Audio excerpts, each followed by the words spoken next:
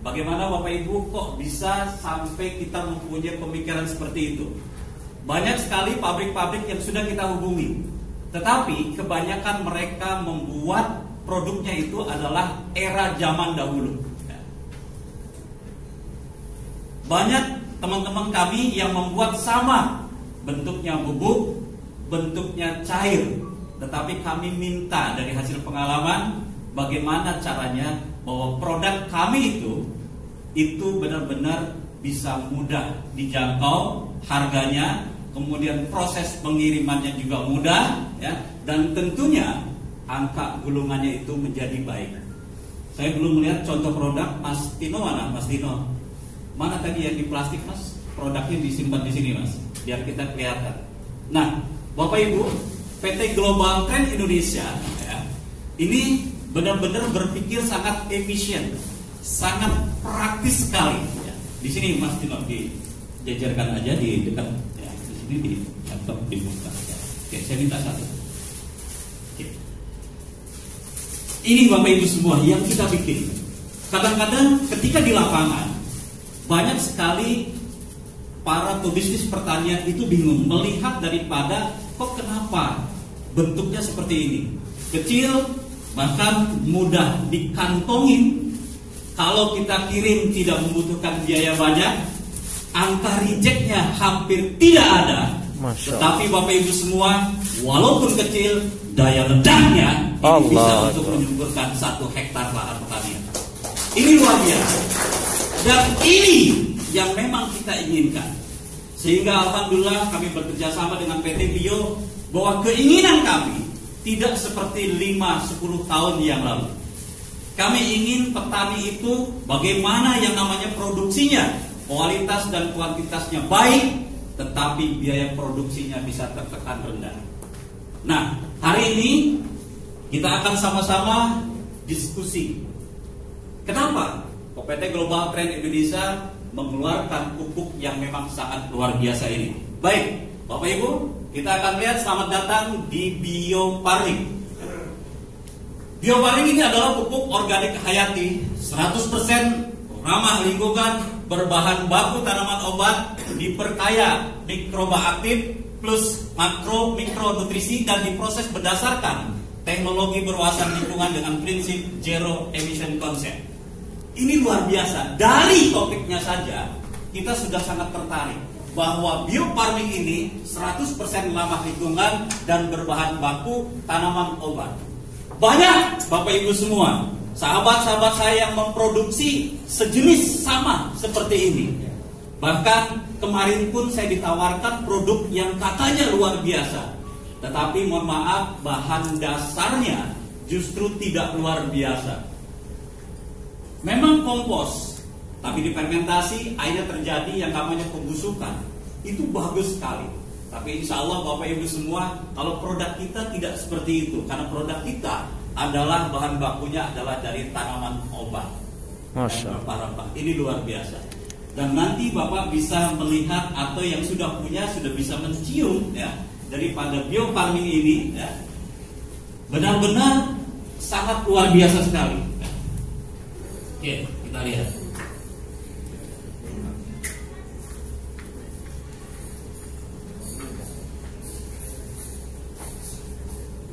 Ini Bapak Ibu bentuknya sangat kecil sekali.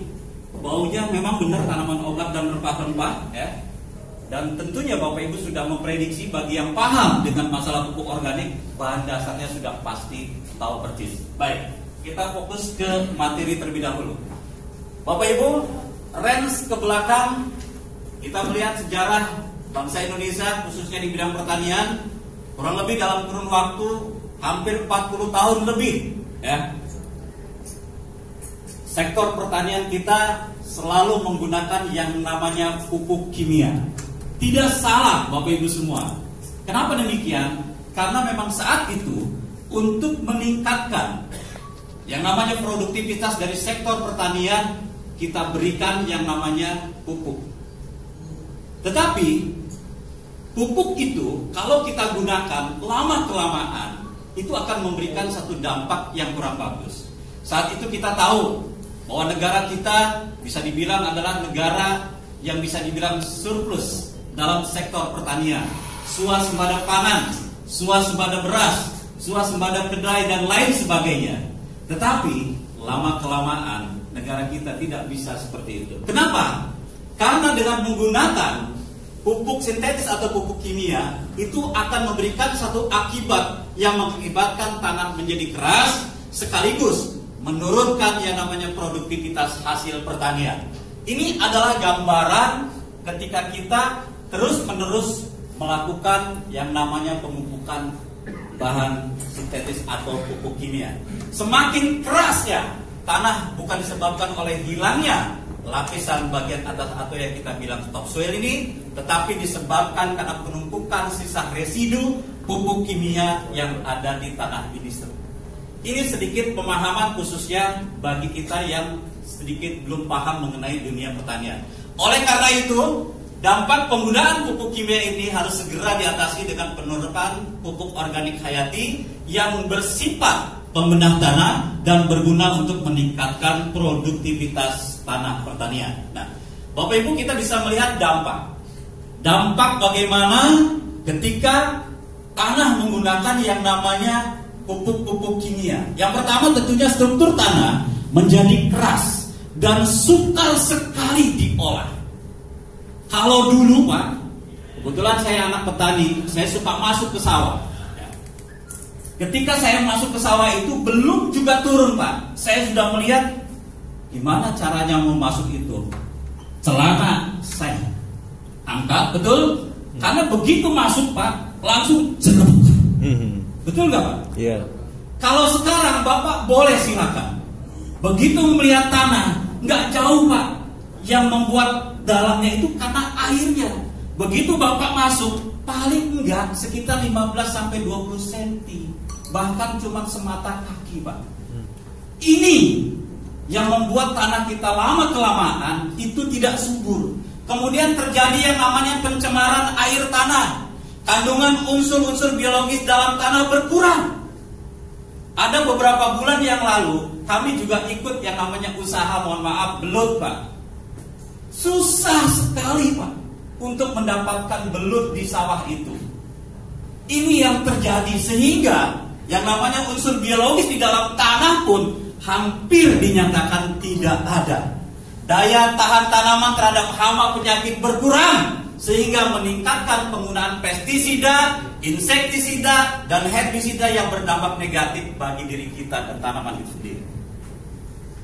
Jadi kalau dulu Pak, kita menggunakan dalam 1 hektar, kita tanam padi itu cukup dengan pupuk kimianya, paling nggak sekitar 25-50 kilo saja. Kalau sekarang bukan malah berkurang, tetapi penggunaan pupuk kimianya malah lebih banyak. Kenapa? Karena sulit sekali tanah itu untuk diurai. Jadi semakin lama kalau kita menggunakan pupuk-pupuk tersebut, maka tanah pasti akan semakin rusak.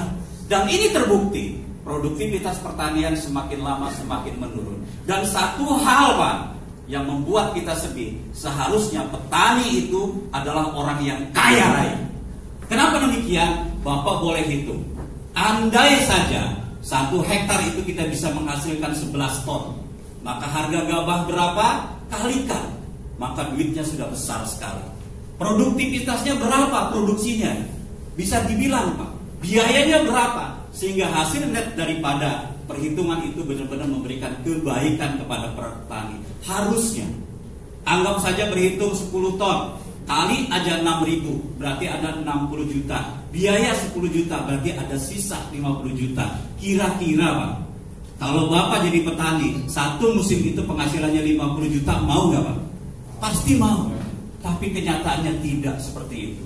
Banyak di luar sana yang nanam 1 bau, jangankan bisa sampai 6 atau mungkin 6,5 ton, bahkan 2,5 ton aja nggak nyampe. Kenapa? Karena adanya virus, karena adanya penyakit, karena adanya hama dan lain sebagainya.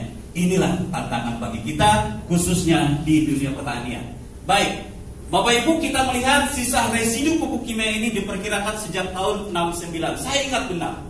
Kenapa demikian? Karena 69 ini kita dimulai dengan pengenalan yang namanya pupuk-pupuk kimia tersebut. Nah, Satu hal yang harus kita pahamkan dengan selalu menggunakan pupuk kimia ini, sudah terjadi yang namanya indikasi proses pemiskinan daripada pengurangan kandungan unsur yang ada di dalam tanah, yaitu unsur hara makro dan unsur hara mikro.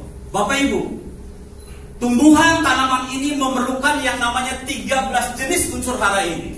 Mau nggak mau, suka tidak suka, rela tidak rela, katanya seperti itu. 13 unsur ini walaupun dalam pola perhitungannya perbedaannya jauh, tetapi mau nggak mau harus ada. Bahkan jika terjadi kekurangan satu jenis unsur hara saja akan mengakibatkan tidaknya optimal dalam hal pertumbuhan dan perkembangan tanaman.